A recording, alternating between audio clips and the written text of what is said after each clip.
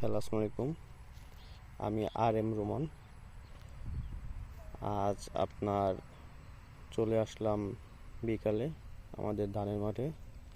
তো ধানের মাঠে আসছি হচ্ছে আপনার মাজরা পোক, ফড়িং পোক, এগুলো তো অনেক ক্ষতি করতেছে ধানের জমিতে।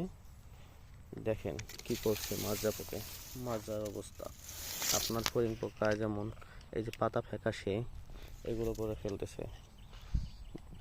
আজ আমি যে ওষুধটা দিচ্ছি আপনাদের মাঝে শেয়ার করতেছি, যেমন আরিয়ান কোম্পানির বায়োম্যাক্স 7.2 SP এবং ডিসপ্লে 48 ECG।